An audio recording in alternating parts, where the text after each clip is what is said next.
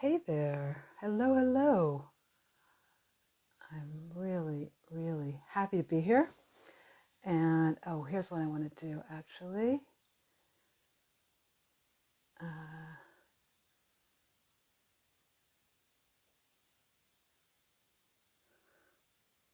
I want to pin this post.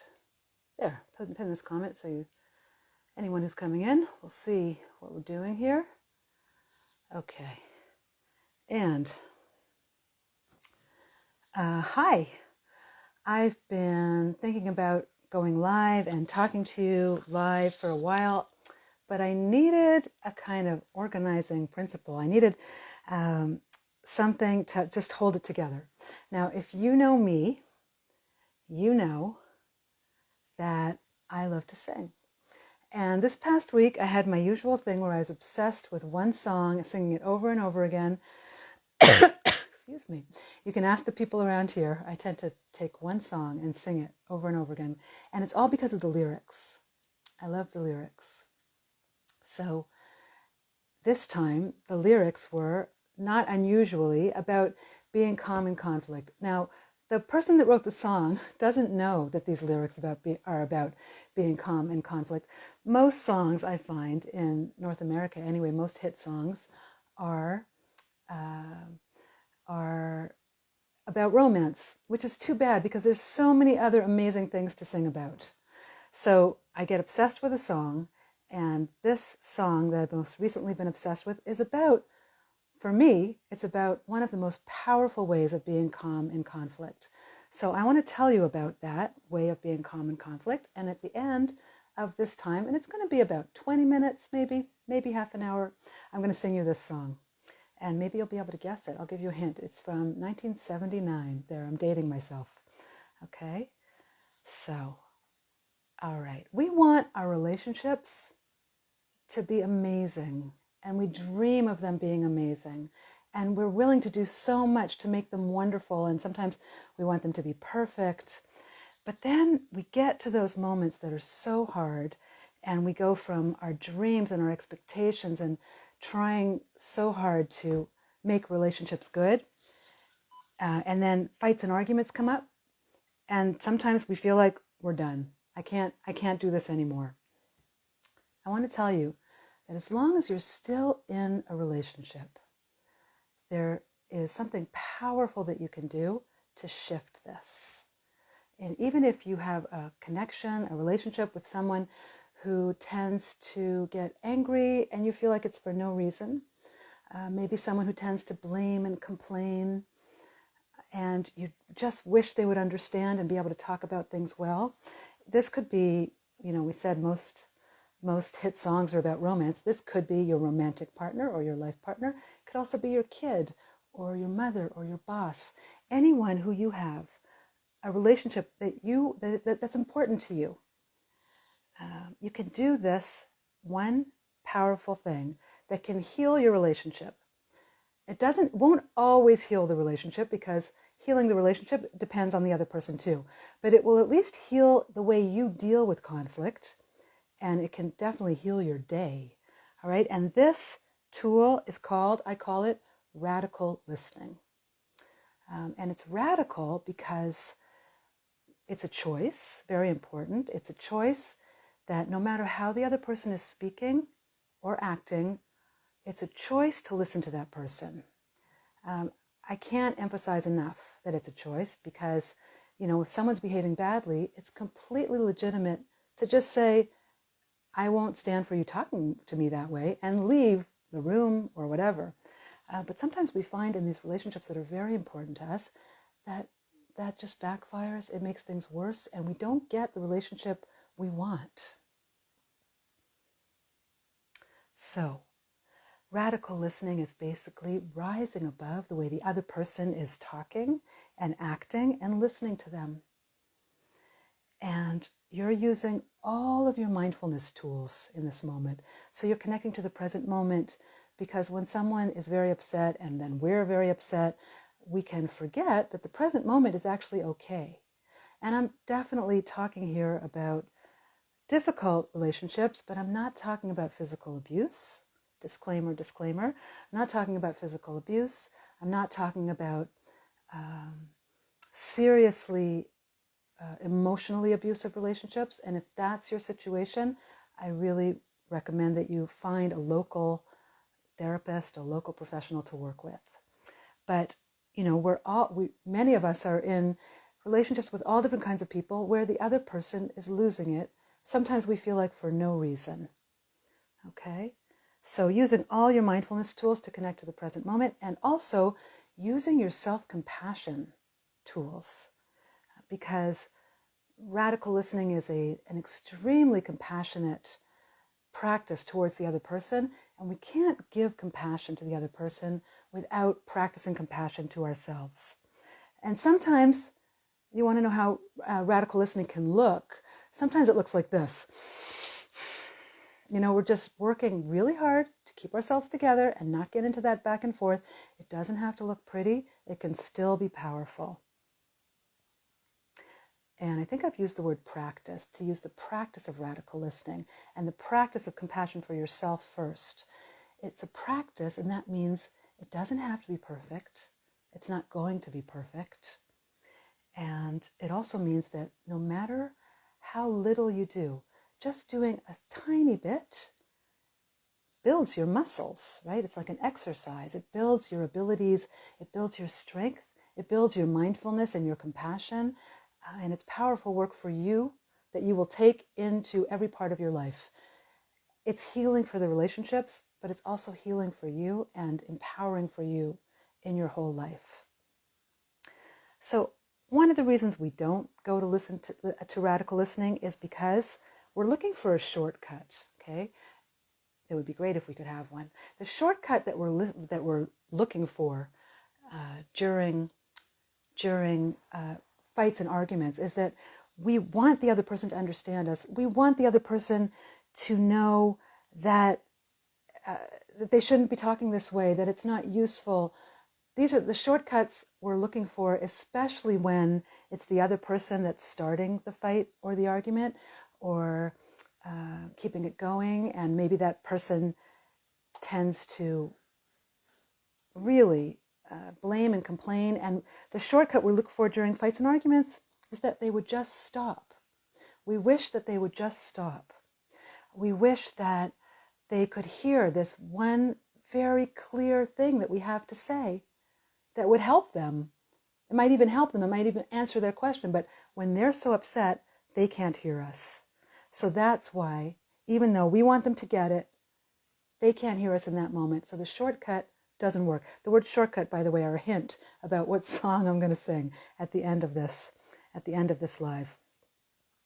So imagine like this: the person that you love is upset because they're spending the day with the kids today, and you're going off to work, and this is something you agreed on and it was fine, and they're getting everything ready, and something irritating is happening. One of the kids is being difficult, or they're having a hard time getting the food together, whatever it is, and they're getting annoyed that they have to do it, and you woke up with your day in mind, and maybe you're excited, you get to just focus on your own stuff, and you've got this vision of your day in mind, and they're starting to get irritable. You wish they could hear you, that it's going to be okay, that it's okay, it's okay even if it's not okay, right? You wish they could hear you, that it doesn't make sense to be arguing about it, that this is something they agreed to do, and that you need to get to work, but they can't hear you. So radical listening is to stop and nod and look in their eyes and hear them. And again, it's a choice, because it's completely legitimate to say, I got to get out of here. I'm going to be late for work. But if you find in your life that this is backfiring, because, when we rush, and we try to get the other person to stop being in conflict, that often makes it worse. So we can choose to stop and listen. And this can work with any relationship, and it's a radical practice of compassion with your kid, let's say. It took me a while to be able to practice, to realize that when my kids were upset, I was spending so much attention trying to get them to calm down instead of just being with them. And there was an opportunity there for me to love them radically in that moment. With my partner also, it took me years to realize that trying to get him to hear me, that we didn't have to talk this way, it was relatively useless. And being able to just hear in the moment was a radical practice that saved my day often and healed the relationship. And I've seen this also with my clients in my therapy practice. Over time, radical listening can heal the relationship. Okay, so you want them to get it, that it's fine, and that's the shortcut. But what helps here is to slow down. You can't rush it. To slow down and listen, to make eye contact and listen and nod. And while you're doing this, you're breathing in and breathing out. And you're noticing your breath, and you're noticing maybe something pretty that you like to look at in the room. And you're telling yourself, I'm good, I mean well, it's okay. You're starting with compassion for yourself. And you're breathing in light and love and whatever inspires you. And remember though, it may look tense, right? It may look like you're really holding yourself together so that you're not giving all those answers that you usually do, that we all usually do, right? Okay. So it won't be perfect, right? And we want it to be perfect. We want our relationships to be perfect. And that's partly why we get so upset when they go wrong. So this is being with the moment, being with the imperfection of the moment, especially in that kind of example, which is so often the way it is when we get upset. We've got a vision for what's supposed to happen next. And then some person, whether it's our boss, mother, kid, partner, is throwing it all off. And it's really hard to let go of that picture of what we want our day to be like. It feels so bad to have to let that go. You know, we're looking forward to our productive day, and then one of those people you love is losing it with some kind of meltdown or another. So we want to be able to control moments like this, but that's trying for the shortcut. So what you have to do instead is listen and nod and really intend to hear, if you can, right? It's a practice, so perfection is really not the point, okay? Another thing that stops us from choosing radical listening, another thing that may stop you sometimes from choosing this, is that you are not heard enough. You're not getting enough good listening, whether in this specific relationship or in general in your life. And that's true for many of us. You know, sometimes I think, imagine what the world would be like if everybody got enough listening. And that's a business I'm going to start in 5 years, okay? So stick around. Imagine if everybody got enough good, compassionate listening, what the world would be like. So if you are considering trying to do this practice of radical listening in order to hold on to your calm during conflict and respond the way you choose to respond and get back to your good day, if you're considering to use radical listening, it's really important to think about whether you get enough listening in your life. And if you do radical listening, it may lead to you getting heard more by the person that you are listening to in this way, and it may not.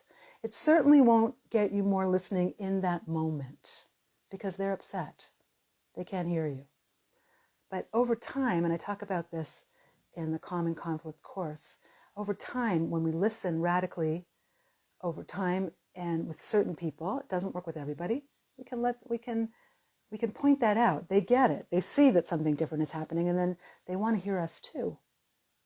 If they have, unless they're dealing with very difficult stuff in their own personality, which maybe they are, usually at some point they'll realize they want to hear us too. And that could be something that we can talk about at another time when we're not fighting and arguing.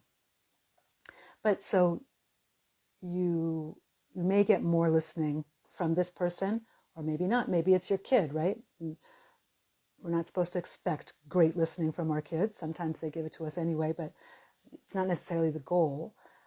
But it's important to look at, do I get heard enough in my life? And if you don't, then to figure out how you can get more good listening. Listening to yourself is also really important.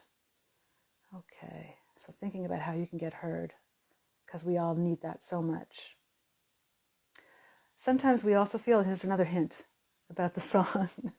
It's so, this really is how it happened. I started singing the song, and then all these lyrics just connected for me to common conflict. Sometimes we feel that it's just not worth trying. But again, I want to tell you, I've seen it work. I've seen radical listening heal relationships, even very difficult relationships. It takes a long time. And again, it's a choice, and you don't have to do it all the time. You don't have to be perfect at it, but it can be really very healing. And this is a radical practice of loving the other person, actively practicing compassion and love. And very, very important, first for yourself. We got to fill up our own batteries before we can give it out to other people, right? And that love and compassion for ourselves is the first step of healing anything. Right, no shortcuts. It's a practice. And you don't have to be perfect at loving yourself. It doesn't have to be this thing of like, oh, I got that. Yeah, I love myself. No problem. Because then we'd be waiting a lot of years to be able to practice this. But to be working on loving yourself as well. I don't think it's okay to just be practicing compassion for the other person and forget about you. So all kinds of feelings will come up as you do this, which is why mindfulness practice in the moment is so crucial. Fear, feeling lost or confused, loneliness, and just noticing those feelings. Noticing again the present moment is safe. If it's not safe, that's another issue, and then you need to get help. But usually when we're having fights and arguments, there's a sense of risk and danger, but actually nothing dangerous is happening. So connecting to that reality of the present moment. Connecting to the present moment with compassion for yourself and the other. And listening and nodding. That is the practice. If you want to know more about listening and nodding during fights and arguments, get my free mini course, which you can get in my bio, and it's great. It's a one-page PDF with 3 steps that will help you stop conflict from ruining your day. And there's also a Loom video where I walk you through it and add a couple other things, 5-minute video, and a 5-minute audio that you can come after fights and arguments if you're feeling furious at the other person or terrible about yourself or some combination of that. Come and spend 5 minutes with me, and I will help you get back to your good mindset and get back to your good day. Okay, so did anyone try to guess the song? No, I don't see that anyone tried to guess the song. So I'm going to tell you, it's a song from 1979. I'm dating myself here. England Dan and John Ford Coley. And I was, I'll literally date myself. I was about 15 when this song came out. It's called, what's it called? It is called Love is the Answer. And it's a pop song. It's a cute song, and I remember liking it. Years later, I kind of heard it again, and it's a deeply beautiful song about this practice of compassion and love, first for ourselves. I'm adding that part because the song is very other-directed, but I'm saying first for ourselves, but then just increasing love and compassion in the world. And the most radical place we can practice that is with the people closest to us in the most challenging moments. Okay, so here's the song. Sing along with me. Name your price, a ticket to paradise. I can't stay here anymore, and I've looked high and low. I've gone from shore to shore to shore. If there's a shortcut, I'd have found it, but there's no easy way around it.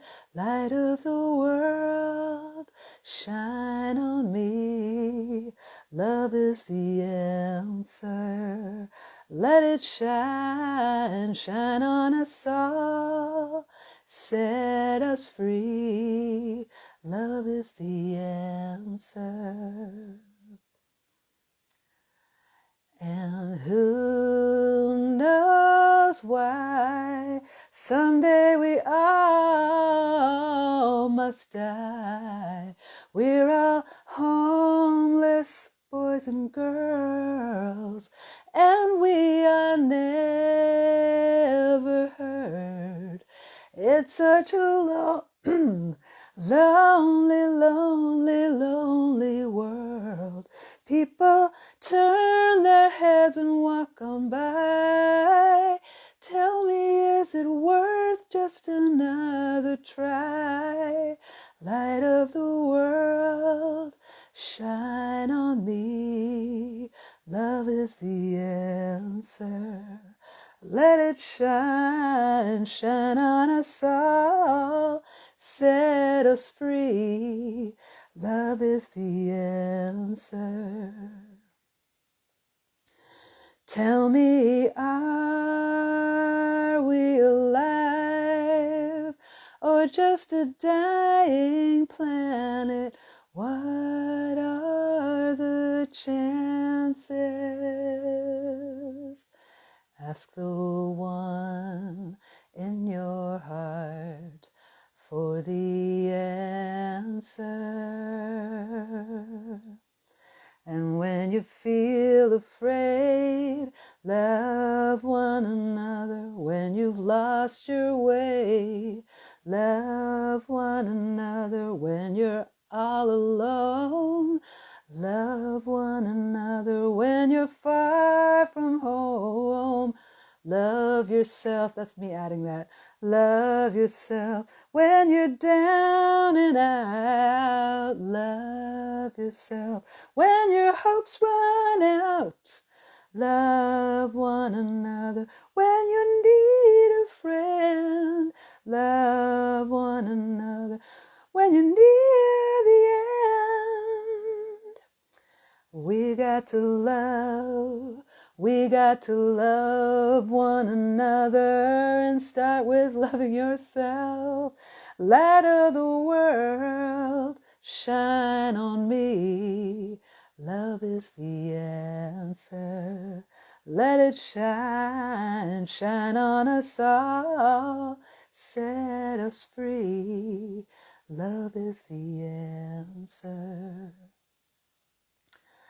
So next time you're in one of those moments with that person you love who is really difficult for you sometimes, try to see if you can connect to that. You can even sing this to yourself during that. Love is the answer. Loving yourself and loving the other person, and then getting back to your good day. Thanks for being with me here. This was great. I'm going to be back next week. This is my first time being live on Instagram, by the way. Thank you for being here with me.